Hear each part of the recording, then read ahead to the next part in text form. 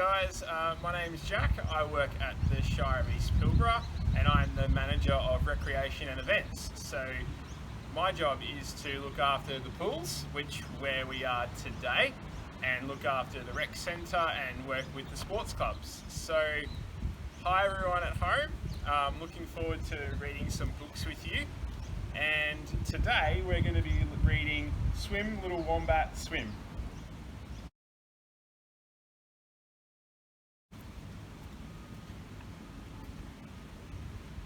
Little Wombat was looking for apples. "Hello," said a funny, squeaky voice. Wombat spun around. "Hello, I'm Wombat. Who are you?" "I'm Platypus," said a funny, fuzzy face.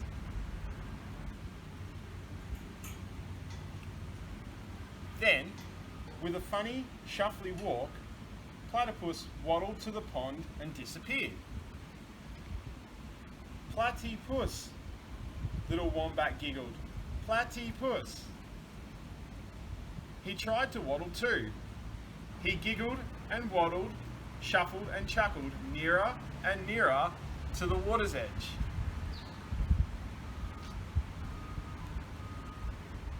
Ker-splash!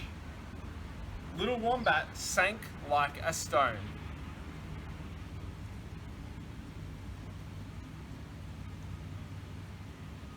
In a flash, Platypus darted towards him. Before he knew it, Wombat was at the surface.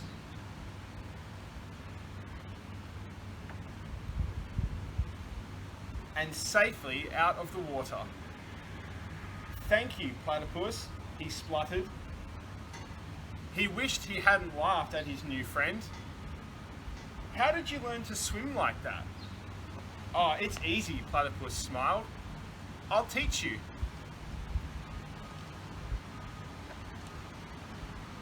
First, Little Wombat had to hold onto the edge and kick his legs as hard as he could. Then, he used a log as a float and he splashed all around the pond. He splashed and kicked until he was worn out. "Time for lunch," said Platypus.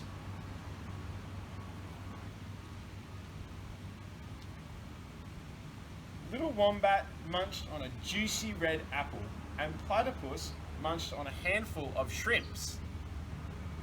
"Never swim on a full tummy," said Platypus, so they snoozed in the shade for an hour.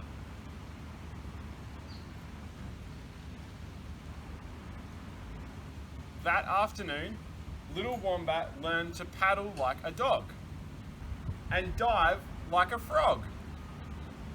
Then, through all the splashing, Little Wombat heard his name being called.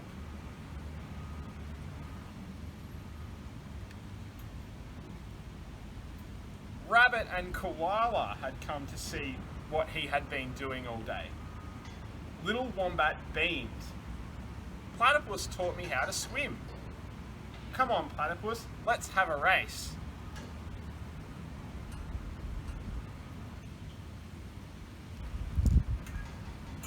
"Wombat, Wombat!" Koala and Rabbit cheered him on.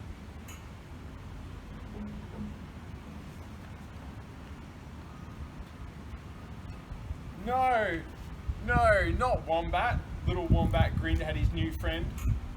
"Wombat Platypus." The end.